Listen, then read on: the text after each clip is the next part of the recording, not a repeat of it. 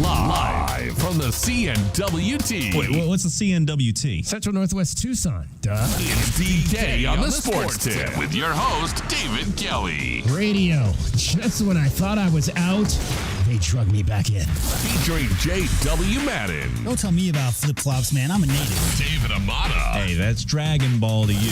And Cricket getting you home with traffic and weather. Camp on Melt Lemon, not in the left lane on the freeway. Here we go!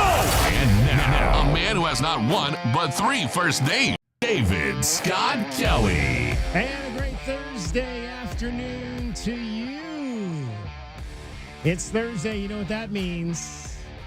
Week 2 of the National Football League opens for business tonight, and we'll have the game here for you on Wildcats Radio 1290, 4:30.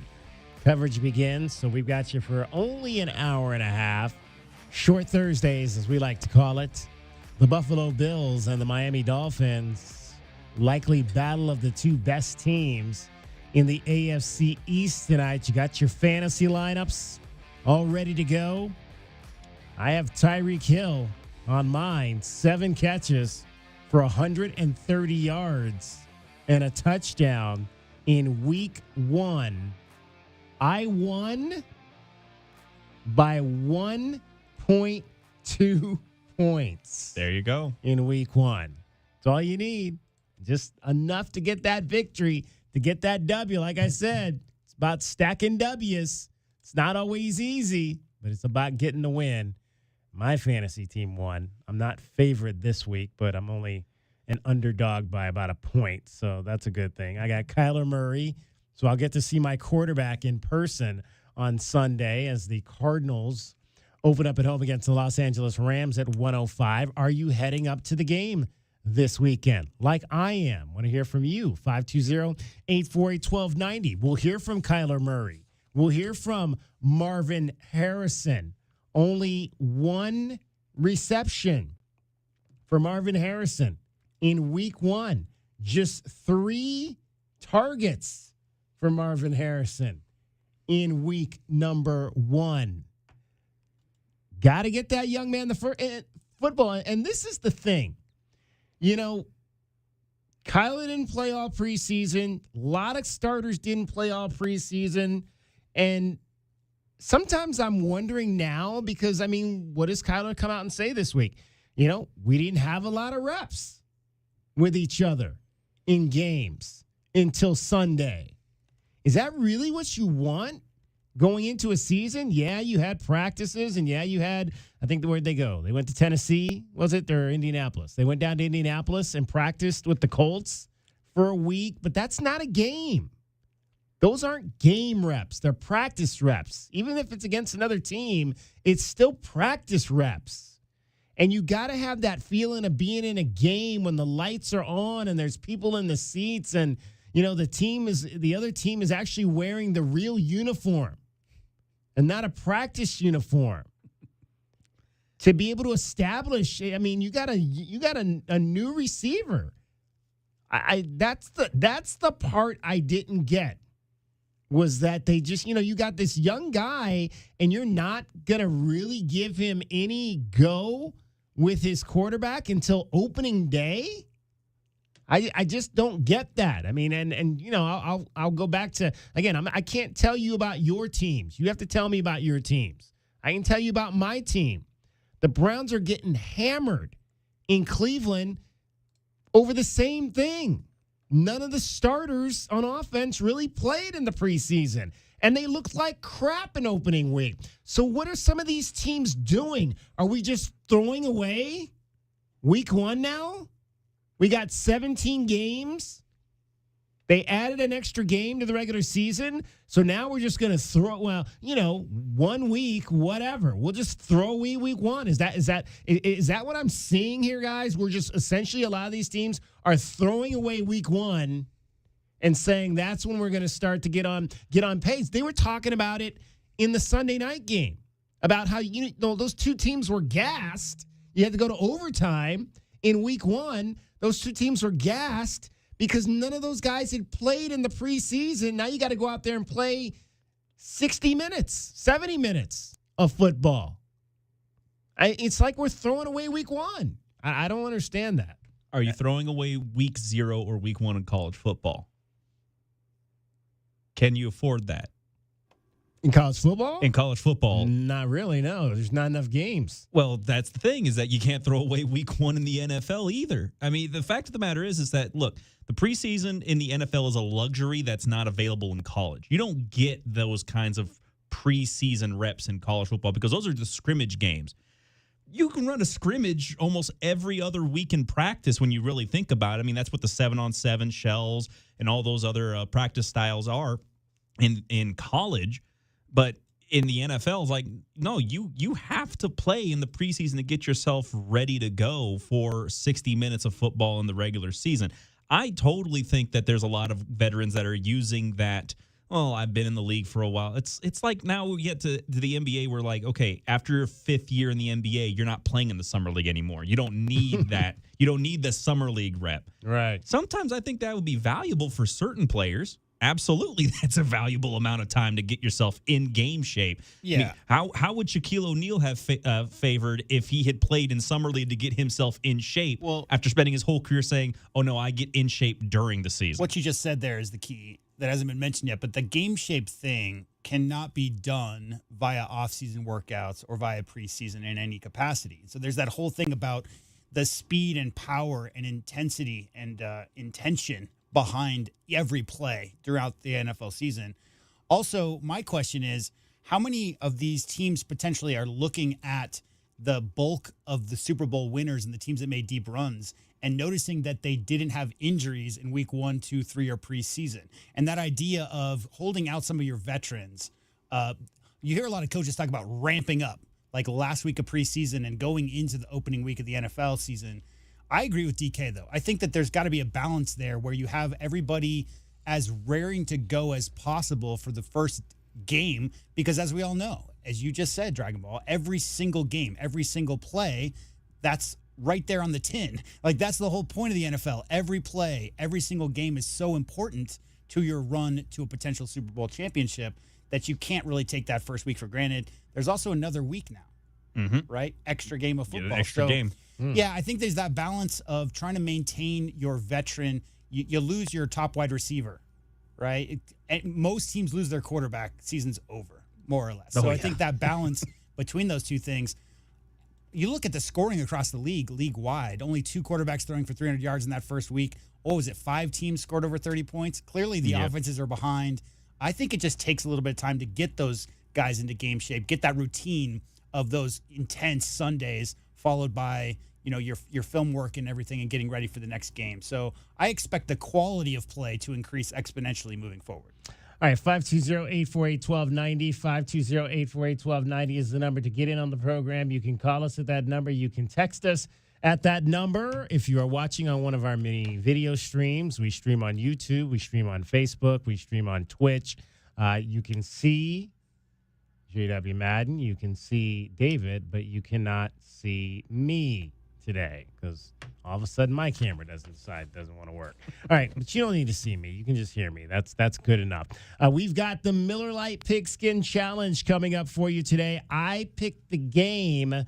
Can you pick the winner is the question. I got to find a good game.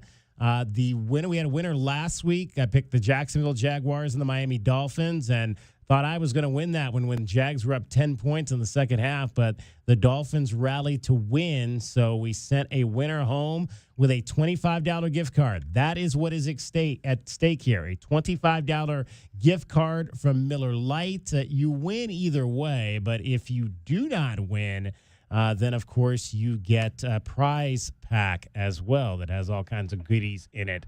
So, you're getting something either way. So we'll have that coming up for you at the top of the 4 o'clock hour. At the top of the 4 o'clock hour, we'll have the Miller Lite Pigskin Challenge. We'll have somebody call in with a chance to win. I'll pick the game. The question will be, can you pick the winner? I think I have this week's game selected, so we'll have some fun with that.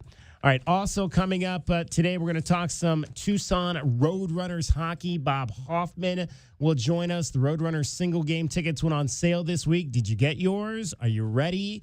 I understand there might have been some issues with the phone lines. People were trying to get tickets and couldn't get through. So we'll find out from Bob if everything got cleared up with that, and if you're able to get your tickets, if you've got seats, if you got new seats, did you buy season tickets? We want to hear from you today.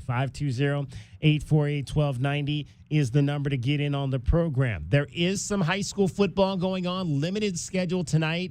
But again, we told you there's going to be Thursday night games all throughout the calendar of the high school football season, and there are some games going on tonight. Not a ton of games involving teams from Southern Arizona, and I don't know that there's any actually here in Tucson per se. I know Santa Rita is looking for their first win. Santa Rita plays tonight, but they are on the road, and so most of the duration, most of the dearth of the action will be tomorrow night. But Tombstone is home tonight against Globe. Both those teams have a win on the season. And again, Santa Rita on the road at ALA, that's American Leadership Academy, Anthem South up north, and Santa Rita looking for their first win. We'll let you know exactly what's happening tomorrow. Now, don't forget, this is our last show of the week. No show tomorrow because we'll be in pregame mode starting at 12:30. Meridian Wealth Management Arizona Game Day, 12:30 tomorrow for a 5 o'clock kickoff. Arizona taking on the Kansas State Wildcats, the Battle of the Cats in Manhattan. First time the Wildcats will play one of their new neighbors in the Big 12. There was some big news today on the college front in terms of realignment and the coming back to life of the Pac-12. Fresno State, Boise State, San Diego State, Better late than Colorado never. State. The Pac lot of states. states. There's definitely, when I saw the news come over the wire and I saw that there was all, number one, Boise State and San Diego State are two teams, as Dragon Ball just mentioned, that the Pac-12 has potentially thought, not the Pac-12 front office as much as many of the fan bases and such thought that would be good to add. It's just interesting to me.